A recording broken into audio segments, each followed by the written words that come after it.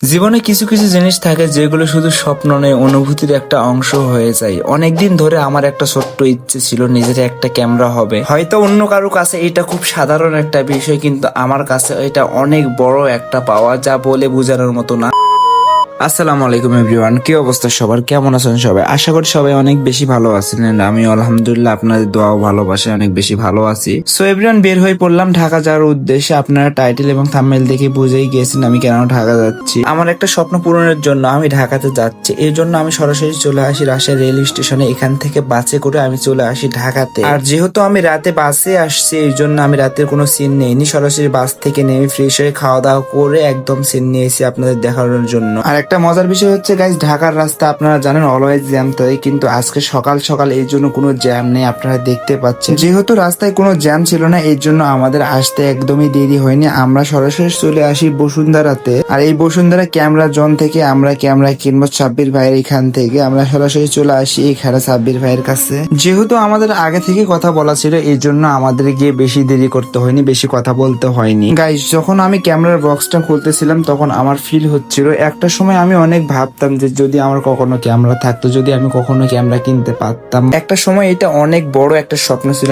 আলহামদুলিল্লাহ, আল্লাহর অশেষ রহমতে আজকে সেই স্বপ্নটা আমার পূরণ হচ্ছে। একটা সময় এরকম ছিল, মাসে আমি 2 থেকে 3 বার ক্যামেরা ভাড়া করে ছবি তুলতাম। আমার ছবি তোলার এত নেশা ছিল, এত ভালোবাসতাম ছবি তুলতে। একটা সময় এমন ছিল যে এই ক্যামেরা দিয়ে ছবি তোলার জন্য আমি অনেক টাকা খরচ করতাম, ক্যামেরাকে ভাড়া নিয়ে যেতাম টাকা দিয়ে, অনেক টাকা দিয়ে। সত্যি বলতে এই ক্যামেরা হচ্ছে আমার ইমোশন, আর ফটোগ্রাফি হচ্ছে আমার একটা ভালোবাসার জিনিস, ভালো লাগার জিনিস। আমি ফটোগ্রাফিকে ভালোবাসি, ছবি তুলতে ভালোবাসি, এটা আমার মন থেকে আসে। আপনি আমার থেকে যতই ছবি তুলে নেন না কেন, আমার কখনো বিরক্ত ফিল হয় না। Just because of I love photography. আমি এটাকে ভালোবাসি এবং ভালোবেসে মন থেকে করি। ভালোবাসা থেকে না আসলে এই ফটোগ্রাফি আসলে হয় না। ফটোগ্রাফি করতে হলে মন থেকে আসতে হবে, মন থেকে ভালোবাসতে হবে এই জিনিসটাকে। এই জিনিসটা ভালো না বাসলে আপনি এই জিনিসটা কখনোই করতে পারবেন না।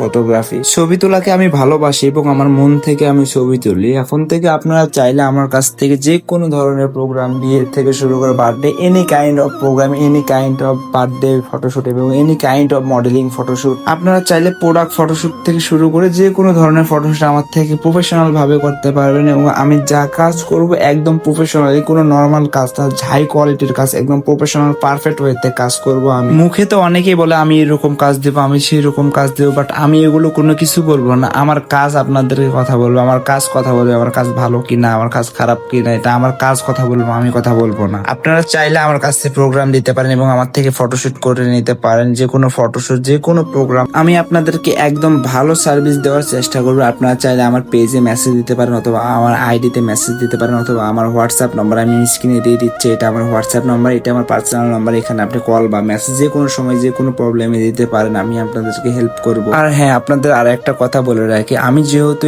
এটা একটা প্রফেশন হিসেবে নিচ্ছি, অবশ্যই আমার থেকে কাজ করে নিতে গেলে অবশ্যই পেমেন্ট দিতে হবে। অনেকে আছে যে ফ্রিতে পিক তুলছে, ভাই আমার একটা পিক তুলে দেন, ভাই আমার একটা পিক তুলে দেন। আসলে আমি 3 লাখ টাকা দিয়ে ক্যামেরা কিনছি, ফ্রিতে তো কাজ করে দেওয়ার জন্য না, তাই না? এখানে যে আমি একটা কোনো কিছু করবো এই জন্য আমি ক্যামেরাটা কিনছি। অবশ্যই আপনারা আমার থেকে কাজ করে নিতে চাইলে পেজ দিয়ে কাজ করে নিতে হবে। সো এভরিওয়ান, আজকের ভিডিওটি এই পর্যন্তই। সবাই ভালো থাকুন, সুস্থ থাকুন, আল্লাহ হাফেজ।